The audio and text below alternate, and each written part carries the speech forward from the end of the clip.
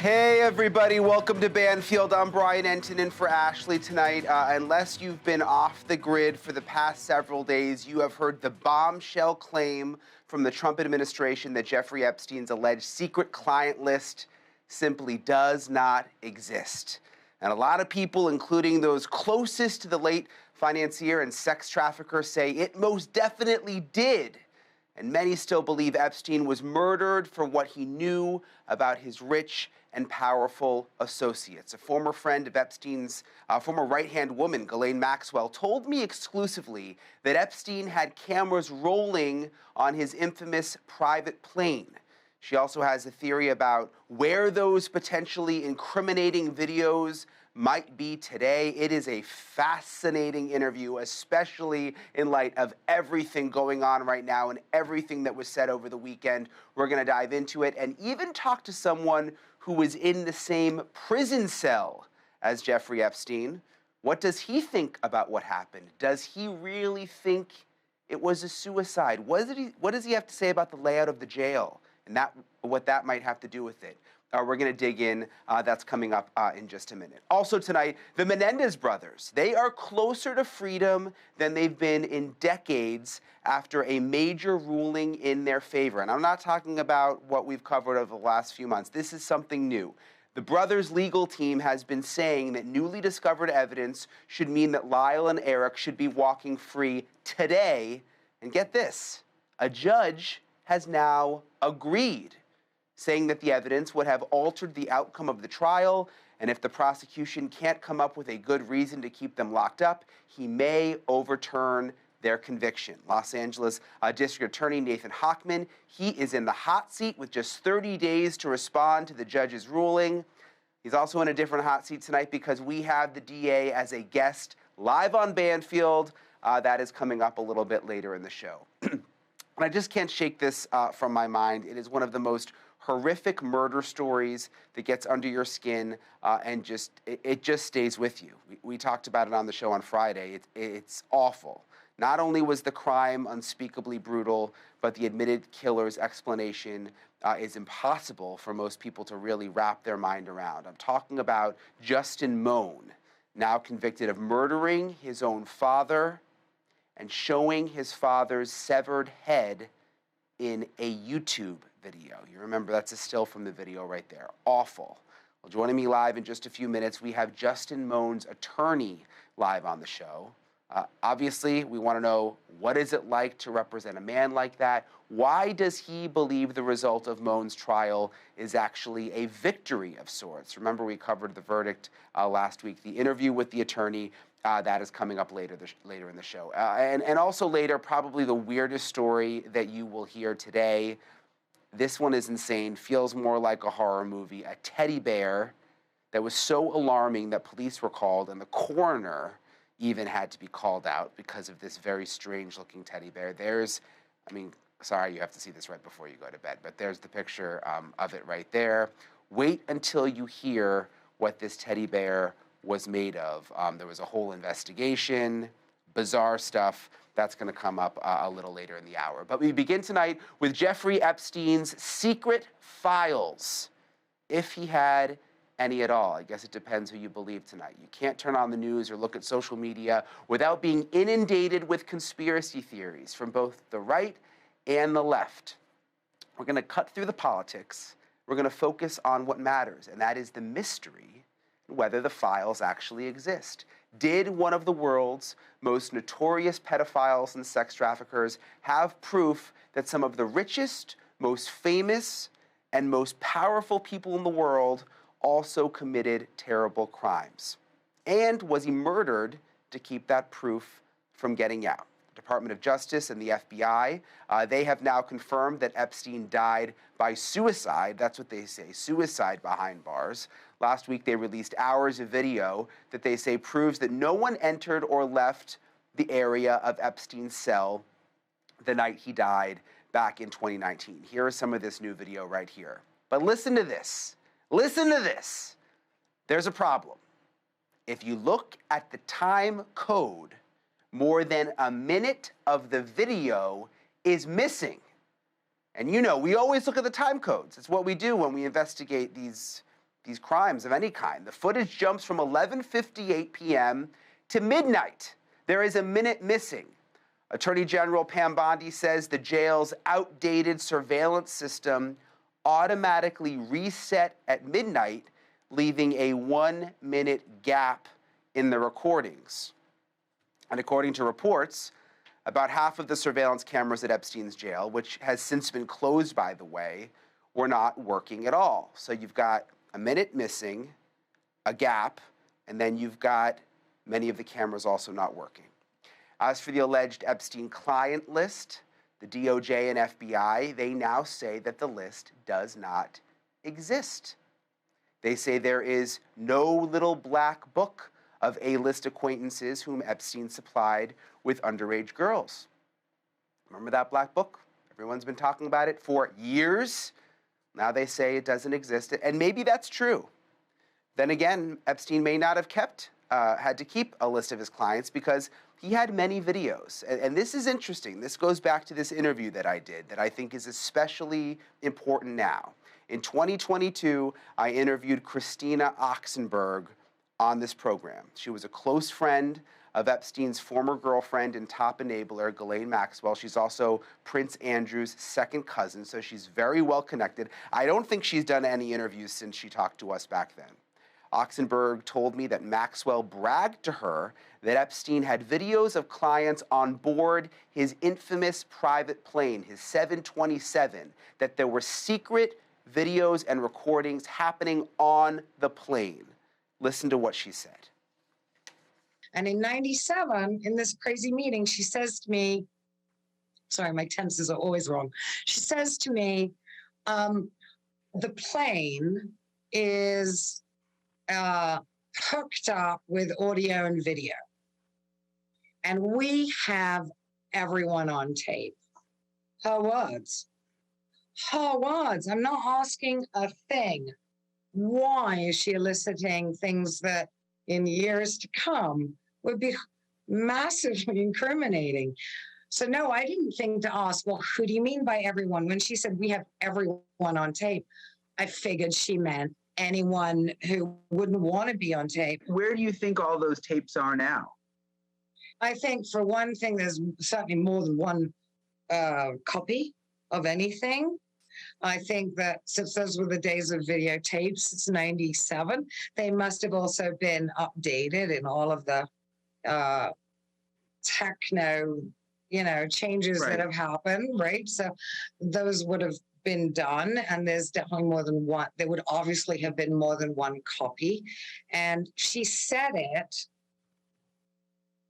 her clear intention was, we have the upper hand, we have the compromise. All right, so if those tapes do exist, like she said, where are the tapes now? Does the government have the tapes? Are they sitting in a secret Epstein vault? Are they not really telling us everything that they have? They want this all to go away, it seems. I want to bring in two people who have followed the Epstein case very closely. Lisa Bloom is a civil rights attorney who successfully represented 11 of Jeffrey Epstein's victims, and we've got Jake Green with us. He is a digital forensics expert and the technical operations manager at Envista Forensics. He has analyzed that Epstein jail video that we showed you and that mysterious missing part of it. Lisa, I want to start with you. Government now saying no client list, nothing to see here. Everybody move on. What do you make of it, Lisa? I just want to tell you that I spoke to one of the 11 victims that I have represented against Jeffrey Epstein today, and she has had enough of all of the changing stories at the highest level. This is causing a lot of pain for the victims of Jeffrey Epstein, who seem to be forgotten in this story. Was it murder? Was it suicide? What about all the enablers? Where's the list? Every time this is in the news and it gets unresolved and the story changed, it's very, very painful for the victims. I will say that I agree with you that missing minute is very significant. I've had a lot of cases in my law practice against police, jails, et cetera. And it always seems to happen that there's that missing minute or the machine didn't work right at the critical time. I mean, come on. That is just so suspicious. And yes, we know that there were videos and photos when the FBI did their initial raid in 2019, because I was notified on behalf of my clients that there were photos and videos there. They were all terrified that they might be on them.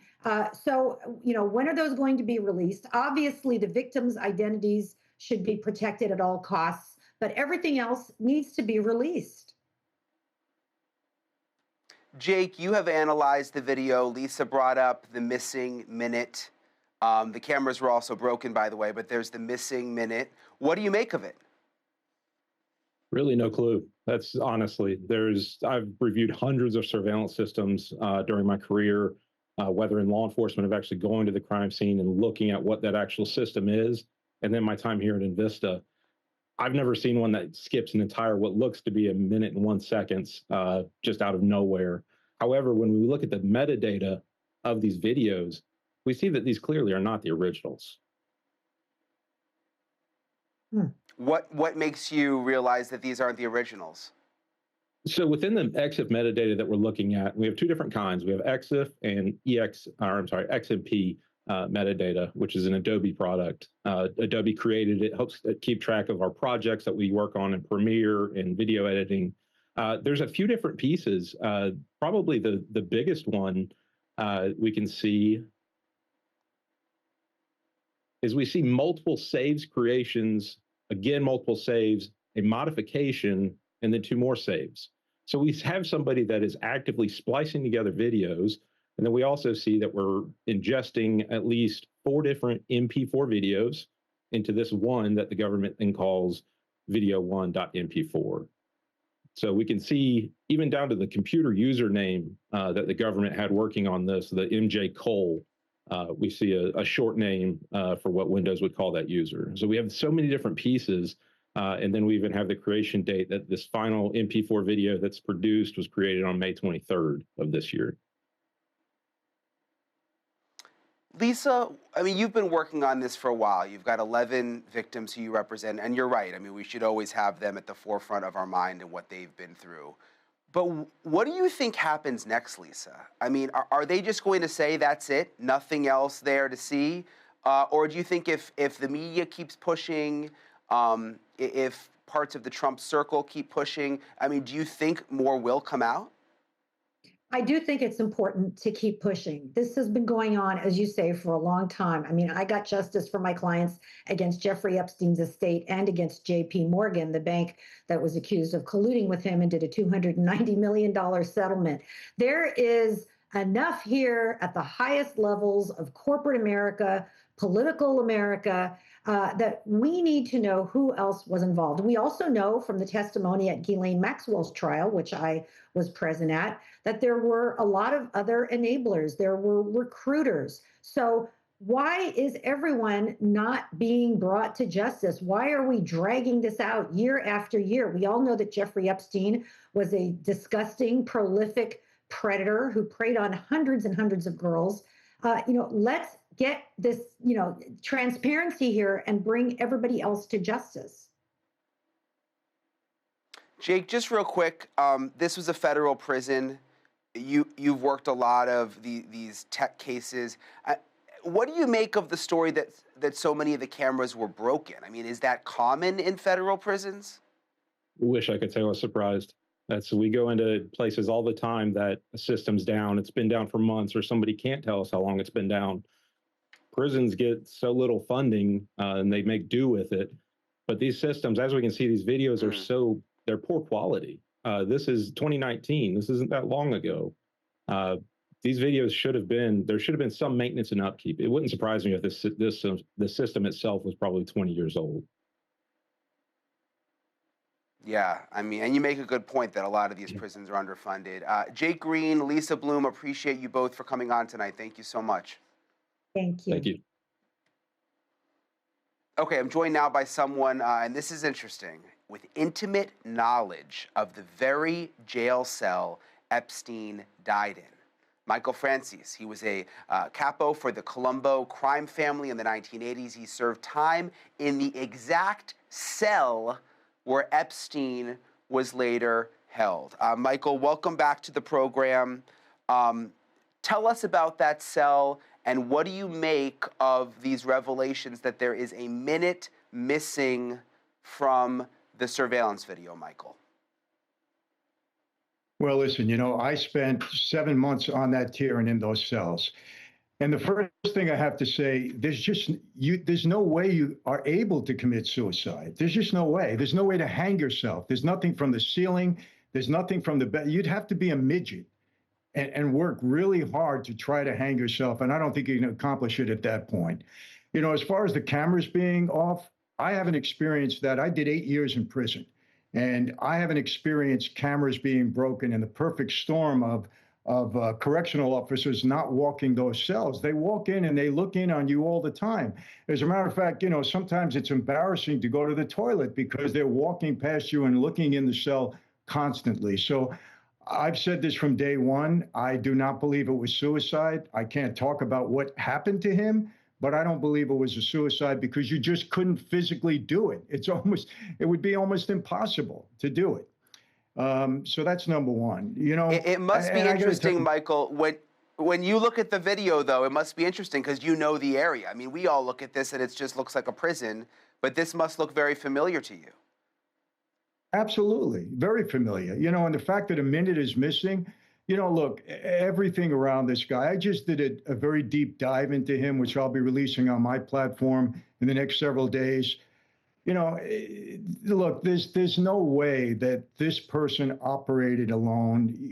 Look, they have the videos. Alan Dershowitz recently said that he saw the client list, but because there's people that he can't, because he's an attorney, he can't, reveal what he saw. But he said he saw the client list. He's demanding that it be released.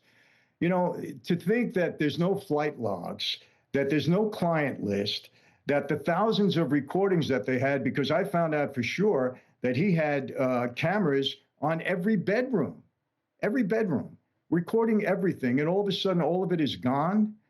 I mean, none of this makes sense. And look, the only reason it's important, it's not that anybody's trying to say, come on, this guy was a creep. And there was young women involved in this, young girls that were trafficked and abused.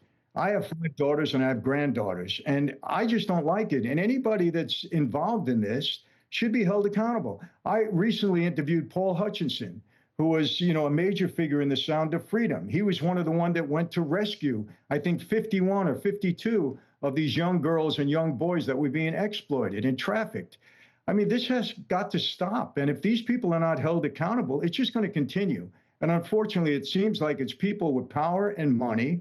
It seems that, from what my investigation, that this Les Wexner was the first one that Epstein was able to bribe.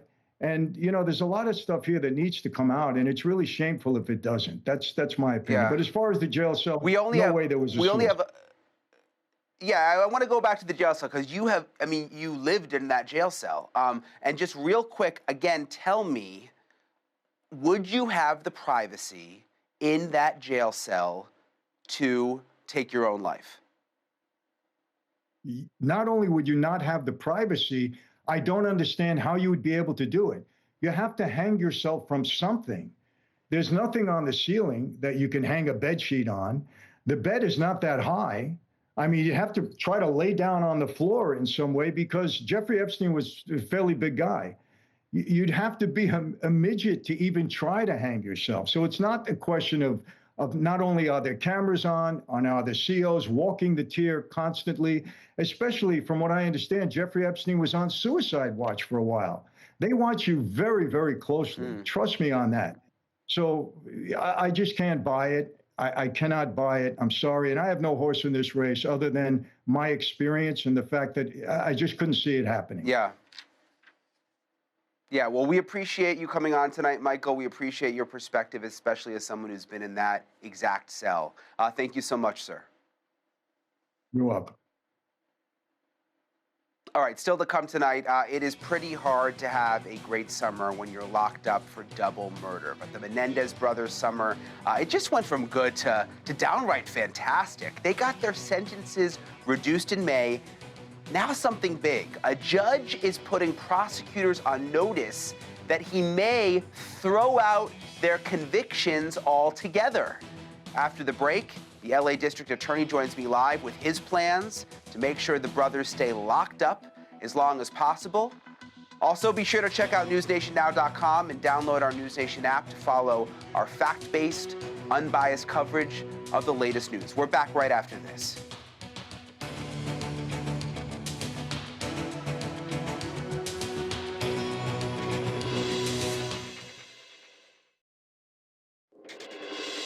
All right, so it's been more than 2 years since the Menendez brothers filed a habeas corpus petition challenging their murder convictions for killing their parents.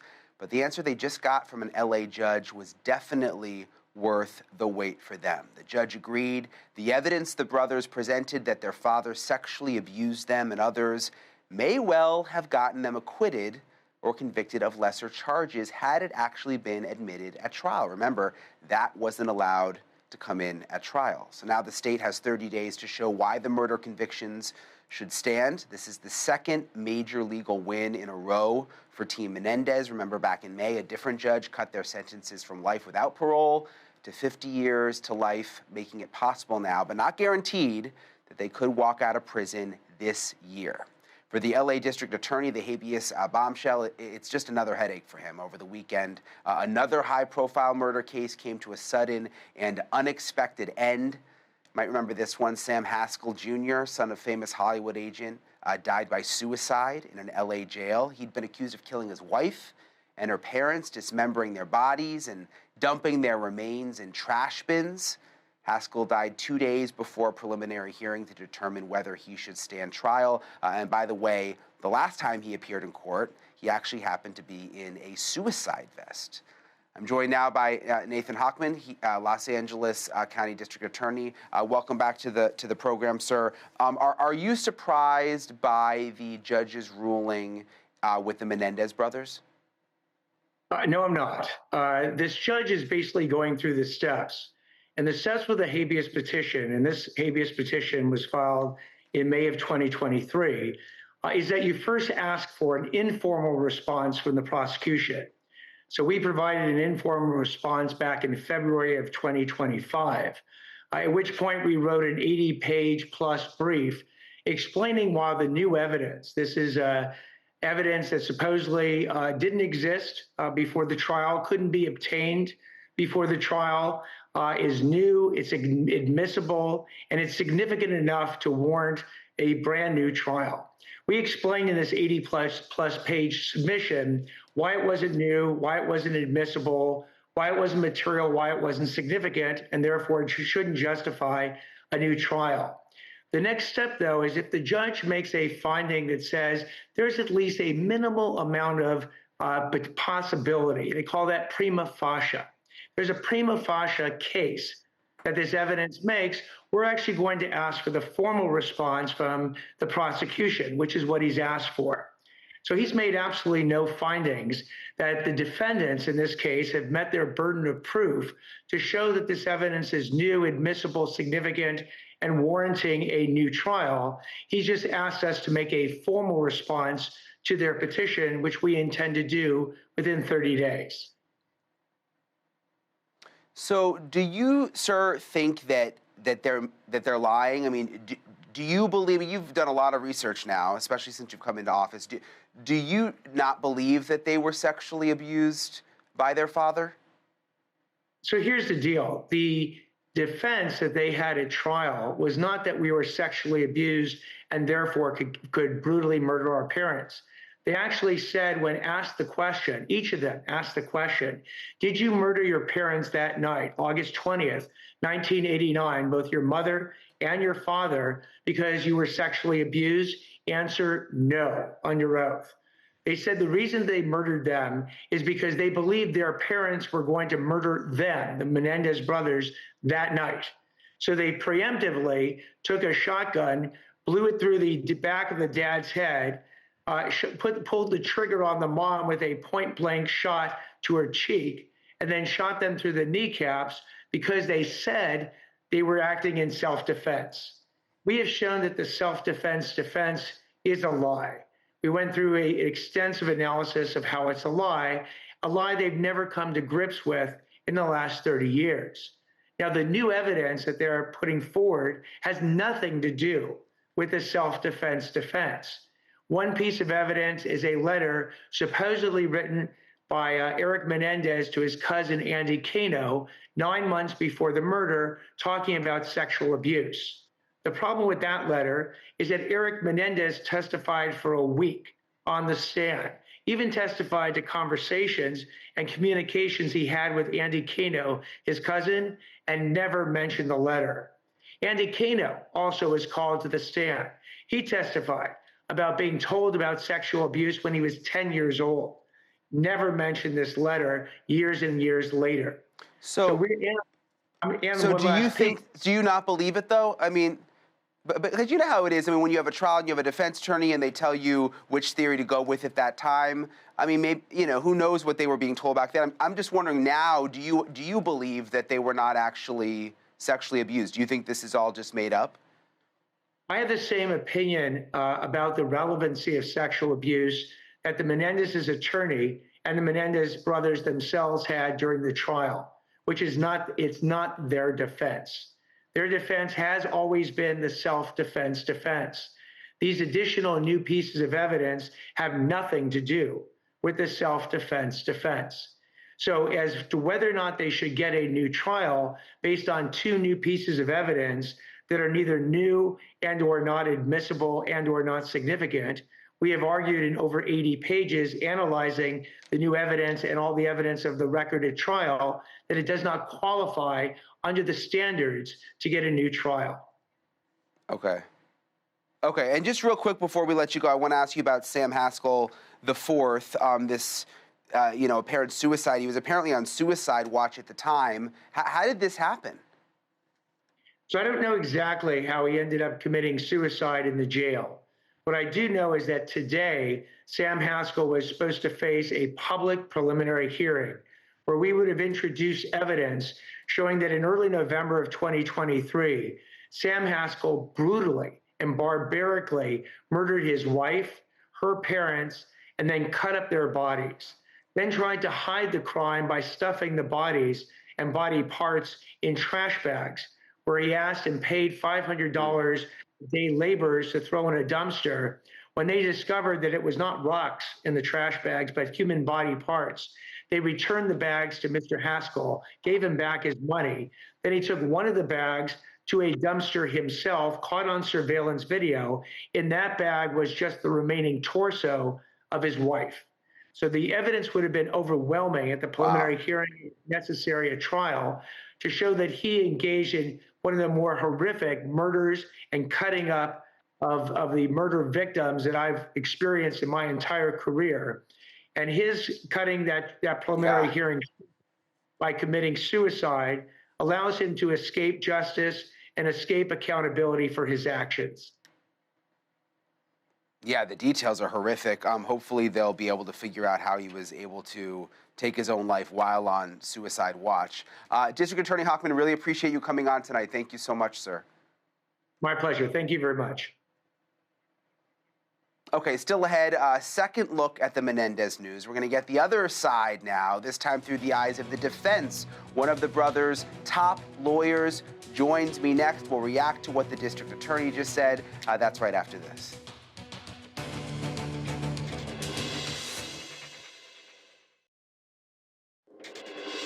So the odds of Lyle and Erik Menendez getting out of prison go up and down faster than the stock market, it seems like. But now, and I know you've heard this before, those odds, they finally actually seem to be in the brothers' favor. We just heard from the LA District Attorney.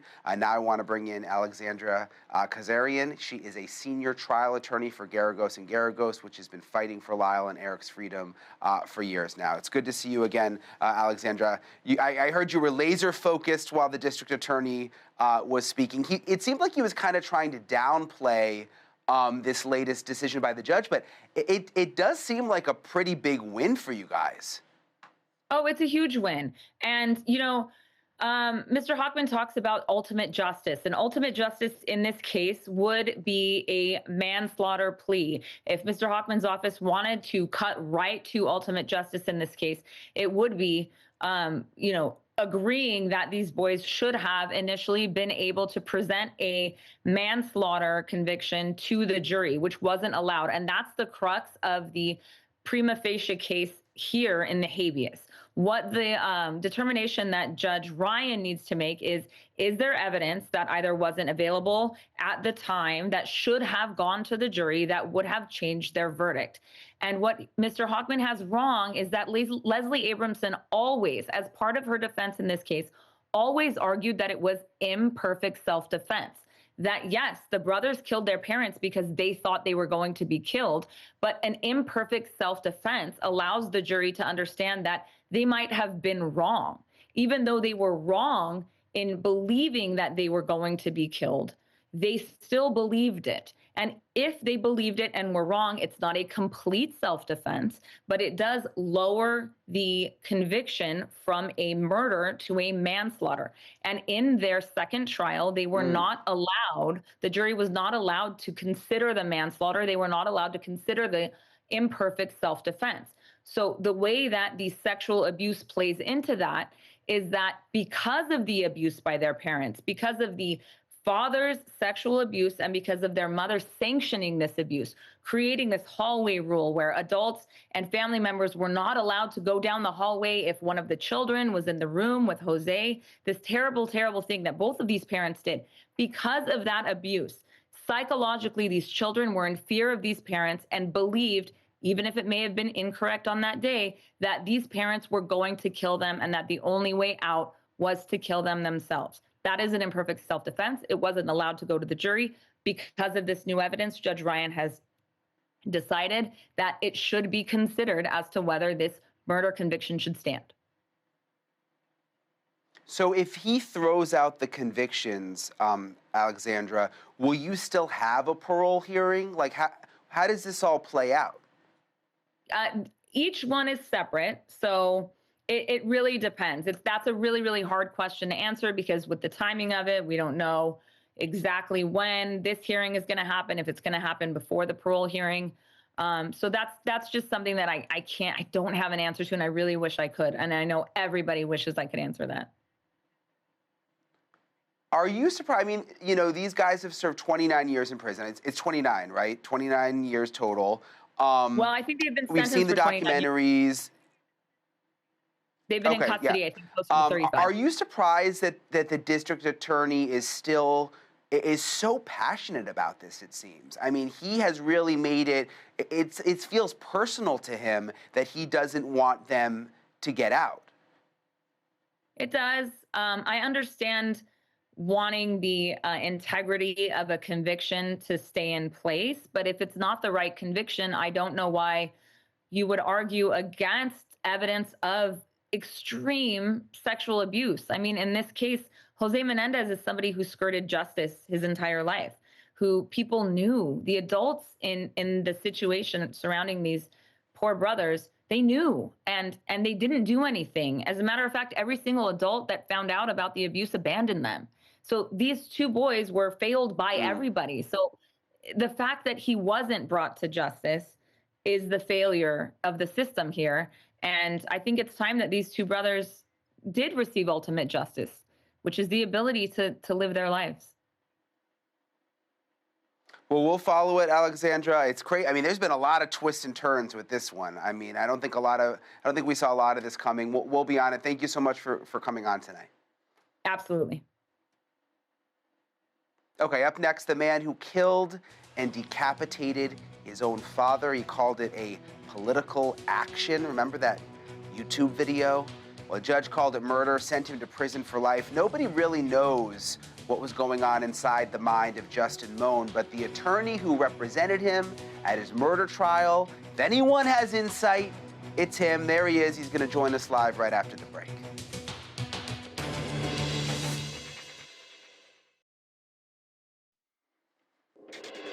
So the Sixth Amendment gives everybody who is charged with a crime the right to a competent defense, but that doesn't mean that everybody actually has a defense. Case in point, the Pennsylvania man who killed his own father in January of last year and posted a video of himself holding his dad's severed head on YouTube.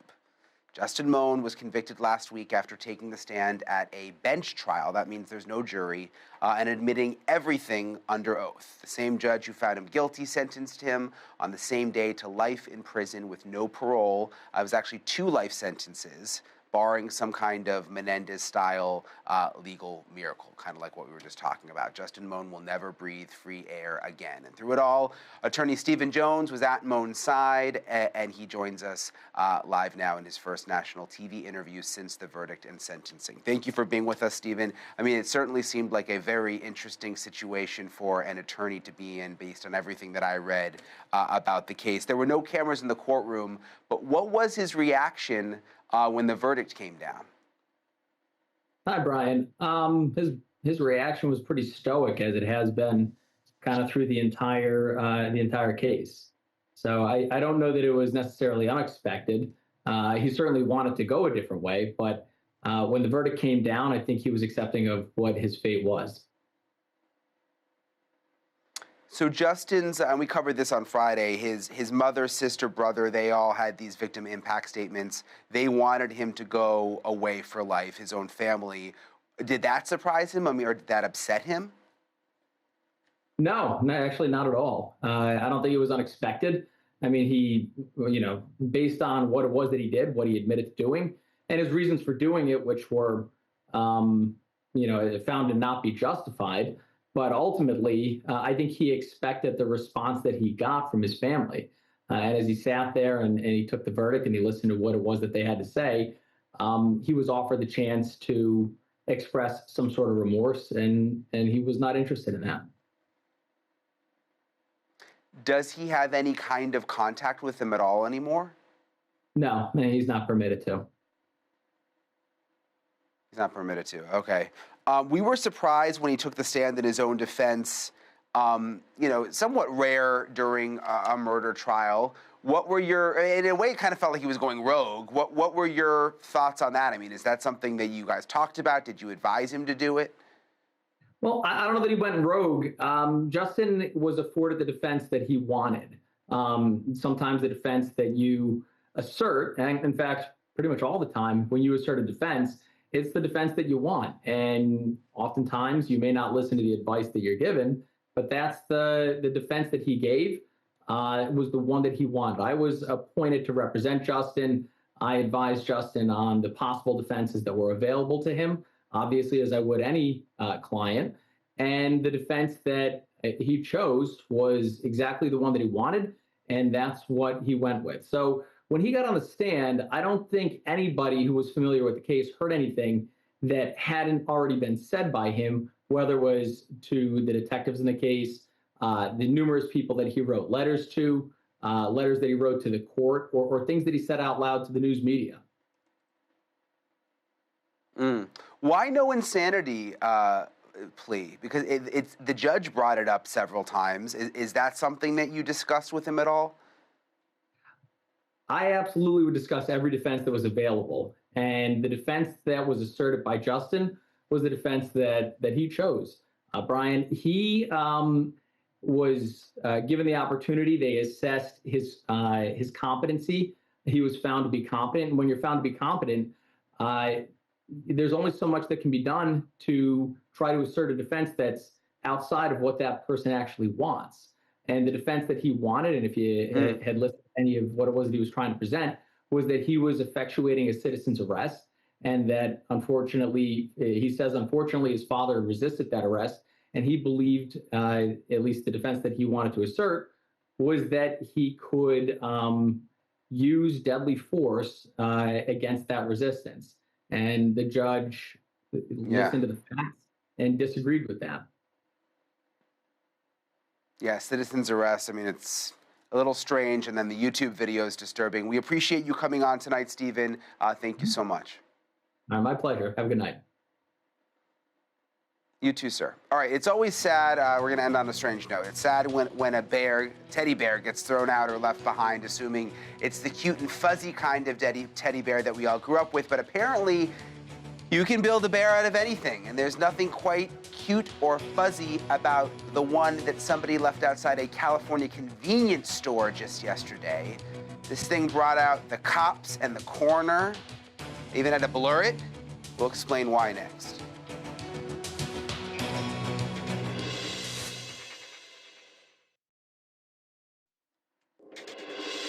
When police get a possible report about human remains, they don't mess around. Big city, small town, doesn't matter. They go lights and siren all the way. And so it was yesterday in Victorville, California, when sheriff's deputies responded to a call about a teddy bear. Teddy bear that somebody left at a combination gas station and convenience store 90 minutes outside of LA. And before we show it to you, there's a warning here. This wasn't your cuddly, stuffy, from childhood kind of teddy bear. This bear looked like something out of Leatherface's workshop, stitched together from what happened to what appeared to be like human skin. Oh, there it is, and possibly other body parts, which is why the people who found it called the sheriff, who called the coroner. And just as this bizarre investigation was ramping up, a call came in from South Carolina. It was an artist and special effects designer named Robert Kelly who said he made the bear out of latex. It was not human skin or any other kind of skin. He said he sells them online for $165 and sold one to a customer in Victorville just last week. He assumed someone left it behind as a prank, and late today, deputies arrested a suspect. They arrested someone, 23-year-old Hector Corona Villanueva. He faces charges of planting false evidence and causing an emergency. So creepy. Our producer, Jessica, is obsessed with the story. I think it's creepy, but hopefully you guys will be able to sleep okay tonight.